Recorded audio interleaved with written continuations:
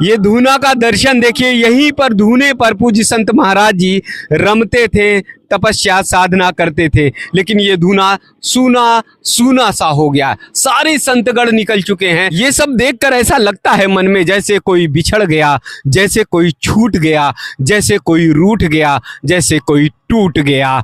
65 करोड़ से अधिक श्रद्धालुओं का जहां पर समागम हो और आज वहां पर एक भी व्यक्ति ना दिखाई दे रहा हो, तो आप ये समझ लीजिए 65 करोड़ के करीब श्रद्धालुओं का जहां पर समागम, वहां पर एक व्यक्ति भी ना दिखाई दे रहा हो, एक संत भी नहीं दिखाई दे रहे हो, तो आप ये समझिए कैसी वीरानी होगी, कैसा सन्नाटा होगा।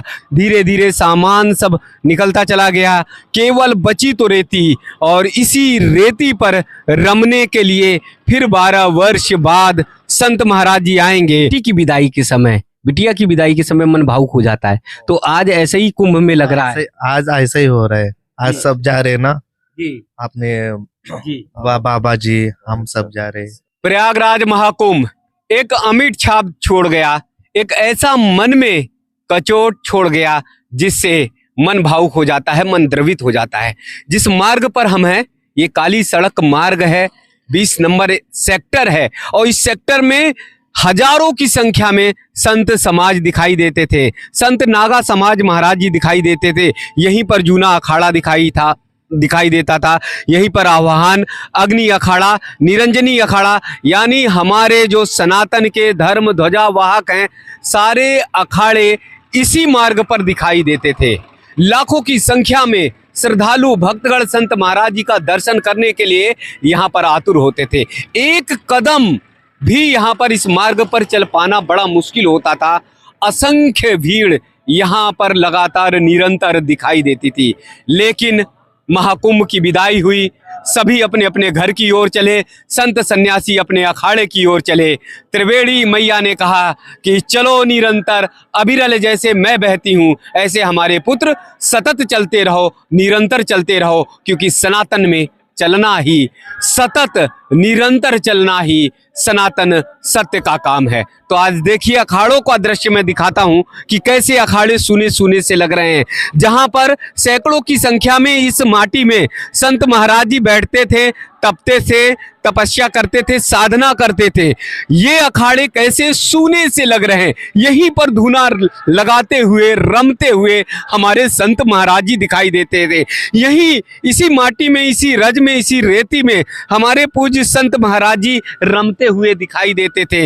ये रज जो है अमृत तुल्य है, ये रज जो है हम सब के लिए स्मरणीय है, ये रज जो है पावन और पुनीत है। इसी रज पे सतत साधना करते हुए पूज्य संत महाराज जी दिखाई देते थे। ये जो मार्ग है, ये जो स्थल है, यहाँ पर हर तरफ पूज्य संत महाराज जी दिखाई देते थे, बैठे रहते थे। लेकिन चूंकि महाकुंभ समाप्त हो गया और उसके बाद सभी अपने अखाड़े, सभी अपने डेरे की ओर चले गए। 144 वर्ष का संयोग बना था, 12 वर्ष बाद महाकुंभ आता है। ये पावन पुनीत का जो जन सैलाब उमड़ा था, आस्था का सैलाब उमड़ा था, ये हो सकता है 12 वर्ष में बहुत सारे लोग जो है वो दर्शन ना कर पाए। हो सकता है 12 वर्ष में बहुत सारे लोग जो है यहाँ आकर प्रयागराज में फिर वापस लौट ना पाए, दर्शन ना कर पाए। जिनकी 70 वर्ष की उम्र है, 80, 90, 100 वर्ष की उम्र है, उनके जीवन का अवसान हो सकता है। इसलिए उनकी स्मृतियों में तो बस पावन पुनीत ये महाकुंभ रहेगा।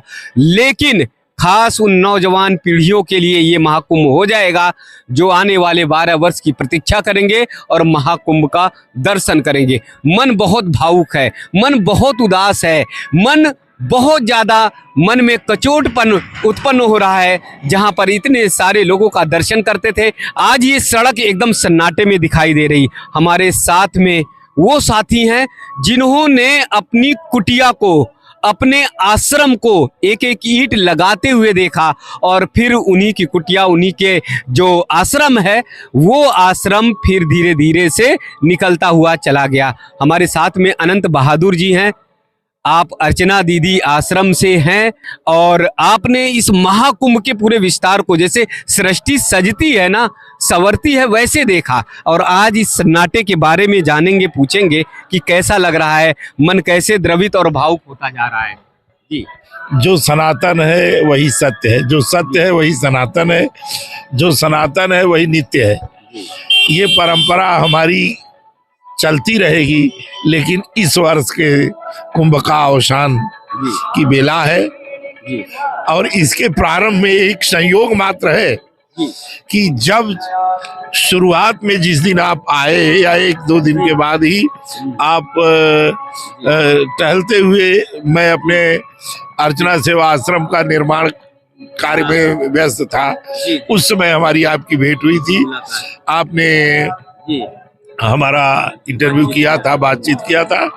आज मैं अभी अब अवसान की बेला जो मैंने कहा, देखिए, अव्यक्तादीन भूतान व्यक्त मध्यानि भारत अव्यक्त निधना नेव तत्र का परिवेदना। हाँ, वो रात्रागमे प्रलीयन्ते प्रभवान हर आगमे, ये हमारी सनातन प्रक्रिया यही है कि आदि में कोई चीज नहीं थी, बीच में व्यक्त हुई, फिर अव्यक्त की ओर जा रहा है। और इसमें हम लोग दुखी नहीं है। इसके सफलतम आयोजन के लिए हमें खुशी है कि हम इस कुंभ के 144 वर्ष कुंभ के साक्षी बने। मैं 2-2.5 महीने तक पूरा रात दिन यहाँ रहा और दुनिया के तमाम देशों से, जो सबसे बड़ी खुशी की बात है, हमारा भारत, हमारी भारतीय संस्कृति को दुनिया के पैमाने पर गया है, ले गए हैं और दुनिया के लोग आए, बहुत अभिभूत रहे। बहुत लोगों से मुझसे मुलाकात हुई, बहुत तमाम बाहरी लोग हमारे आश्रम में आके रुके, जो कि इंग्लैंड से थे, त्रिनाद से थे, ऑस्ट्रेलिया से थे और वहाँ सोमालिया से, यूएसए से थे। कई ऐसे लोग जो है आए, जो बाहर से भी रहे और सब बहुत श्रद्धालु रहे। उनके पूर्वज कहीं न कहीं हमारे भारत से जुड़े हुए हैं। उन्हें अपनी माटी से, अपने भारत से, अपनी संस्कृति से आज भी प्यार है, वो आए। जो बता रहे हैं आप कि कुंभ का जब प्रारंभ हो रहा था तब हमारी मुलाकात हुई और आज अचानक मुलाकात हुई। आज अचानक मैं इधर से निकल रहा था, जाते जाते मन भावुक हो रहा है। मन भावुक। आपने तो पूरा वो सब देखा जो जैसे मतलब यहाँ सृष्टि की रचना हुई और जैसे लग रहा है कि सृष्टि जो है अब बिखर गई। देखिए, हमारे इस प्रयाग की परंपरा है, महीनों एक साथ रहते हुए सब अपना हो जाता है, बहुत करीबी हो जाता है, परिवार का सदस्य हो जाता है व्यक्ति। लेकिन यहाँ जो सरस्वती बहती हैं, उनका भी प्रभाव लोगों पे है। वो जानते हैं कि यही प्रक्रिया है, अगले साल फिर आने के लिए। इस साल अब हमें जाना होगा, नमस्कार करना होगा, प्रणाम करना होगा, लेकिन एक मधुर यादों के साथ हम लोग जा रहे हैं। मधुर स्मृतियां, एक साथ बैठना, एक साथ चलना, एक साथ उठना, एक साथ स्नान करना, एक साथ प्रसाद करना, कैसा विहंगम दृश्य बन जाता है। बहुत विहंगम और बहुत जो है, ये वसुधैव कुटुंबकम की जो हमारी परिकल्पना है, वो यहाँ साक्षात परिलक्षित होती है। तो हम उन्हीं तो जरूर आश्चर्यचकित हुआ होगा कि निश्चित विश्व भी गत आगत सब जो है इस बार सभी आश्चर्यचकित हैं और ये वास्तव में आश्चर्यजनक आयोजन रहा, आश्चर्यजनक भीड़ रही। तो मन उदास सा लगा। हाँ जी, एकाएक भीड़ सारी खत्म हो गई। जी, मन तो उदास रहेगा ही। देखिए, जब आदमी के यहाँ जैसे बारात आनी रहती है, उत्साह रहता है, जब सब हो जाता है तो हर व्यक्ति थका महसूस करता है। तो देखिए, राहुल जी भी ये कह रहे हैं और अनंत बहादुर जी कहते कहते भावुक हो जाते हैं। इनके शब्द अध्यात्म से एकदम भरे होते हैं। इनके शब्द जो होते हैं वो भारतीय संस्कृति से ओतप्रोत होते हैं और इन्होंने अपनी आंखों से देखा है ये भव्य मेले को, महाकुंभ के सृजन को और फिर उजड़ते हुए कि कहीं टेंट जा रहे हैं, कहीं टीन सेट जा रही है, कहीं पर मैट जा रही है, चटाई जा रही है, गद्दे जा रहे हैं, सब अलग अलग, और स्टोर में सामान जा रहा है। यानी अब महाकुंभ अवसान की ओर है। सारी चीजें अब स्टोर में जमा होंगी, अगले वर्ष की तैयारी होगी। लेकिन ये जो इस बार 2025 का जो महामिलन रहा, महाकुंभ में देश भर से, विश्व भर से श्रद्धालु आए, वो अनुपम, दिव्य, भव्य रहा। उसे कोई भूल नहीं पाएगा। मन भावुक हो रहा है। यहीं पर पूज्य महाराज जी का निवास स्थान होता था, यहीं पर उनकी कुटिया होती थी, और अब देखिए कैसे सामान जा रहा है। धीरे धीरे सामान सब निकलता चला गया, केवल बची तो रेती, और इसी रेती पर रमने के लिए फिर 12 वर्ष बाद संत महाराज जी आएंगे और संत महाराज जी इसी रेती पर रमेंगे। तो हर कुटिया अब एकदम सी उजाड़ सी लगती है, हर कुटिया, हर अखाड़े अब वीराने से लगते हैं। ऐसा लगता है कि अब कोई नहीं है, क्योंकि महाकुंभ में पावन पुनीत इस अवसर में लाखों की संख्या में श्रद्धालु, लाखों की संख्या में भक्तगण आए, और जब संतगण के पांव पड़े इस रज पर तो ये समझिए कि ये रज अमृत तुल्य हो गई। जब पूज्य संत महाराज जी ने संगम में स्नान किया तो ये समझिए कि संगम, त्रिवेणी, गंगा, यमुना, सरस्वती पावन पुनीत हो गई। तो आइए इधर भी देखते हैं, ये धूना का दर्शन देखिए। यहीं पर धूने पर पूज्य संत महाराज जी रमते थे, तपस्या साधना करते थे, लेकिन ये धूना सूना सूना सा हो गया। सारे संतगण निकल चुके हैं, सब अपने अखाड़े पहुंच चुके हैं, सब आगे की तैयारियों के लिए अब तैयारियां कर रहे हैं। ऐसे में सिर्फ रेत ही रेत यहाँ पर बची है। सूना सूना सा हो गया है जूना अखाड़ा। आप देखिए ना, चारों तरफ जहाँ पर संत ही संत महाराज जी दिखाई देते थे, हर तरफ जहाँ पर भक्तगण संत महाराज जी का दर्शन करते हुए दिखाई देते थे, अब ये खाली खाली सा है। कहीं पर टीन है, कहीं पर ईंट है, तो कहीं पर रेत दिखाई दे रही है, कहीं पर टूटे हुए धूना है। इन सब का दर्शन करिए। ये सब देखकर ऐसा लगता है मन में जैसे कोई बिछड़ गया, जैसे कोई छूट गया, जैसे कोई रूठ गया, जैसे कोई टूट गया। 65 करोड़ से अधिक श्रद्धालुओं का जहां पर समागम हो और आज वहां पर एक भी व्यक्ति ना दिखाई दे रहा हो, तो आप ये समझ लीजिए 65 करोड़ के करीब श्रद्धालुओं का जहां पर समागम, वहां पर एक व्यक्ति भी ना दिखाई दे रहा हो, एक संत भी नहीं दिखाई दे रहे हो, तो आप ये समझिए कैसी वीरानी होगी, कैसा सन्नाटा होगा, कैसा अकेलापन होगा, और कैसे महसूस कर रहे होंगे उस सारे समागम को, उस सारे अथाह और सैलाब को, जहां पर करोड़ों की संख्या में श्रद्धालु प्रतिदिन आते थे, लेकिन अब एक भी नहीं है। 144 वर्ष का जो संयोग बना वो अद्भुत था, वो अकल्पनीय था, अविस्मरणीय है। और 12 वर्ष का जो मिलन, 12 वर्ष का जो समागम है, उस समागम को देखकर, सोचकर मन बार बार व्यथित हो जाता है, मन द्रवित हो जाता है। मन में यही भाव आता है कि क्या कितने लोग 12 वर्ष बाद मिल पाएंगे, क्या 12 वर्ष बाद इतना भव्य और दिव्य महाकुंभ लग पाएगा, क्या 12 वर्ष तक प्रकृति, सृष्टि सब इसी तरह से हमारे अनुकूल होगी, क्या 12 वर्ष तक आने वाले दिनों में वातावरण हमारे अनुकूल होगा, क्या 12 वर्ष बाद क्या इसी तरह से प्रकृति हम सबको आनंदित करेगी, क्या 12 वर्ष में भव्य दिव्य महाकुंभ का आयोजन हो पाएगा। जिस तरह से उत्तर प्रदेश के मुख्यमंत्री आदरणीय योगी आदित्यनाथ महाराज जी ने भव्य और दिव्य महाकुंभ को आयोजित किया, और जिस प्रकार से समापन पे उन्होंने पूरे देश भर के, विश्व भर के श्रद्धालुओं का अभिनंदन और स्वागत किया, वो अकल्पनीय, अविस्मरणीय रहा। लेकिन अंत में पूज्य योगी आदित्यनाथ महाराज जी ने एक संदेश दे दिया, और वो संदेश दिया सनातन की शक्ति को। वो संदेश दिया कि भारत अगर एकजुट हो जाए तो दुनिया उसके सामने झुक जाएगी। तो निर्णय लेना है, निश्चय करना है हम सबको मिलकर कि सनातन की शक्ति को बढ़ाएंगे, और जब भी कभी कोई सनातन पर आवाज उठाएगा तो 65 करोड़ नहीं 100 करोड़ की ताकत दिखाकर हम अपनी शक्ति का प्रदर्शन करेंगे, हम अपनी ताकत का प्रदर्शन करेंगे, और हम कहेंगे कि हम एक हैं, एक साथ चलते हैं, एक साथ बैठते हैं, एक साथ उठते हैं, एक साथ संगम में स्नान करते हैं। हम सभी सनातनी हैं, हम सभी भारतवर्ष हैं। आप सभी को बहुत बहुत प्रणाम। इस वीराने में, इस अकेलेपन में बहुत मन कचोट रहा है, बहुत मन द्रवित हो रहा है, बहुत मन भावुक हो रहा है। निश्चय मानिए कि आंखें छलक रही है, मन में बहुत ज़्यादा वेदनाएं हैं कि ये वीरानी बार बार मन को तड़पाती है, मन में एक बेचैनी लाती है कि जहाँ पर लाखों लाखों संत महाराज जी का दर्शन हुआ करता था, वहाँ पर आज हम एकदम से अकेले इस स्थान पर, इस स्थल पर खड़े हैं।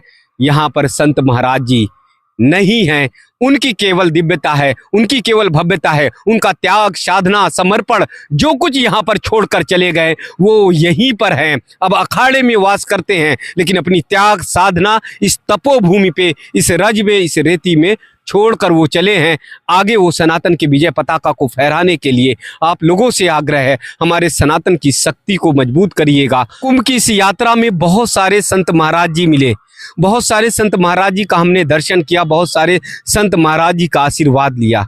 कुछ ऐसे संत महाराज जी रहे जिनके त्याग और समर्पण पर मैं नतमस्तक हो गया। मैं इस रेती में लेटता रहा, मैं इस रेती में, रज में उनके पैरों पर लौटता रहा। उनकी वाणी आप सब सुनिए, उनके वचन को सुनिए, उनके आशीर्वचन को सुनिए। देश और दुनिया को बदलने वाले यही पूज्य संत महाराज जी हैं। इनका जरा दर्शन करिए, इनकी जरा एक झलक देखिए। एक शब्द भी अगर उनके सुन लिए तो मैं दावे के साथ कहता हूँ आपका जीवन परिवर्तित हो जाएगा।